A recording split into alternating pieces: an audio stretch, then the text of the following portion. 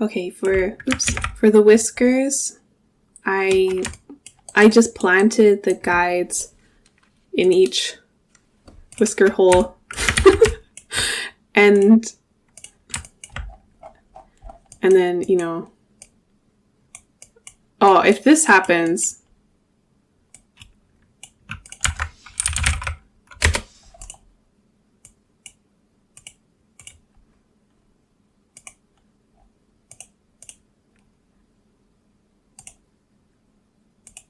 yes. So, okay. Resample, and then we can add another guide groom.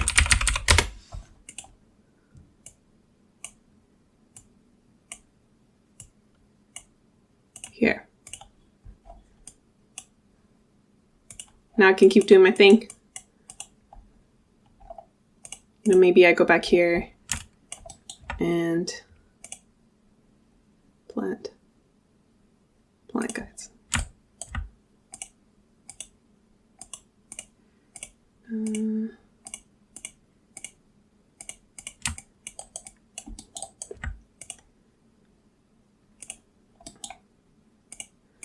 Back to here and recache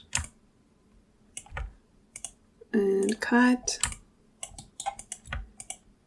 And it can be tricky. I want to cut these short hairs in front, but I don't want to cut the ones in the back. So what I can do is I can select it here.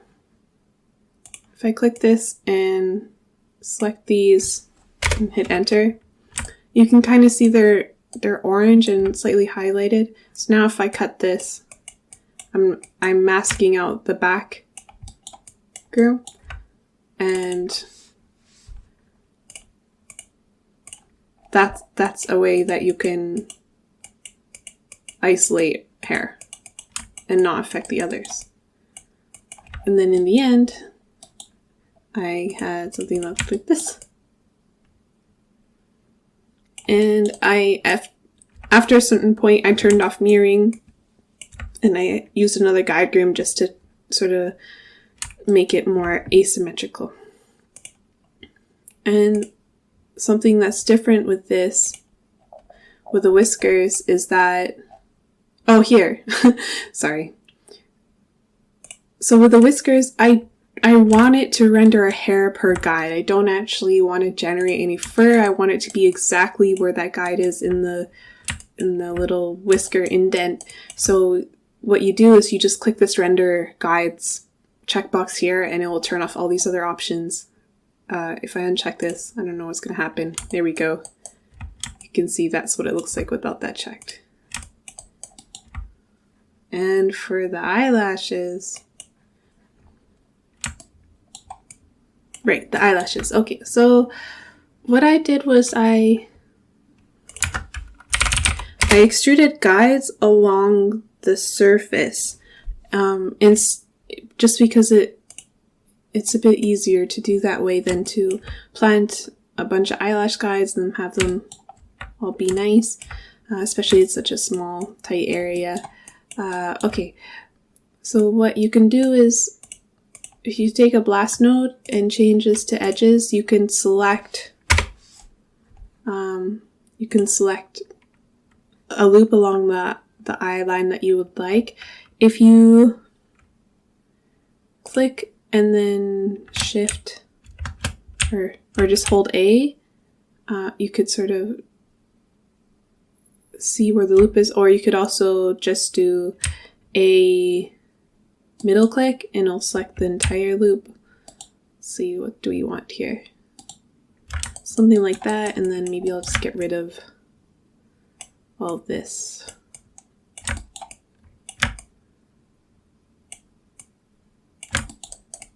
Okay, and then press enter, and we want to delete non-selected.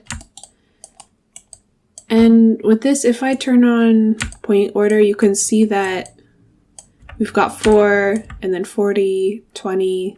It's all random, and we want to create a curve from this edge, so we want the points to be sorted nicely, which is what this sort is doing. So now we can see it's all numerically in order. Oh, we've got a random edge back there. Let's delete that.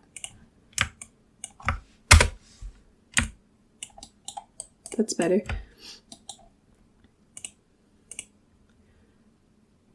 Then we've got this add.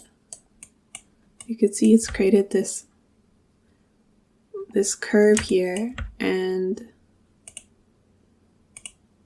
then a polyframe. Just adding normals. So then I plugged this into a hair gen node, and now we have a bunch of eyelash guides coming out somewhat along the normal. We've got some bad edges in here. It's okay. So I just groomed it, and then I blasted the bad guys out afterwards. And then I mirrored it, but as you can see, it's offset from the surface because the mesh is slightly asymmetrical. So what I did was, using this group expression node, it's finding the root point of each curve, and I'm then fusing it to the mesh. You just select the target, we put the target geometry in the second input, just grabbing from the skin here. And you can choose the snap distance. Sometimes this can help if it's snapping somewhere you don't want it to. And I'm just adding a rest node just for safe measure because I have changed the position of the root. And then from there, I just did a bit of a guide groom and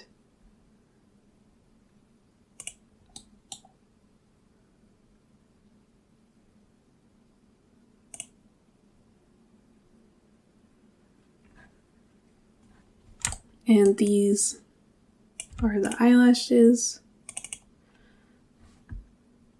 Lions do have eyelashes, they're very subtle, so I wasn't too worried about how it would look. I believe I fixed the patchiness in a later version of this file, but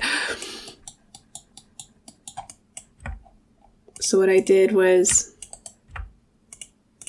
I created some bend variation along the direction with a random angle.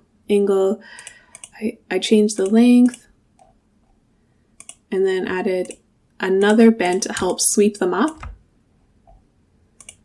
And I could have used a curve mask to really make sure it's only on the ends, or if you only want random hairs, you can also use a noise mask.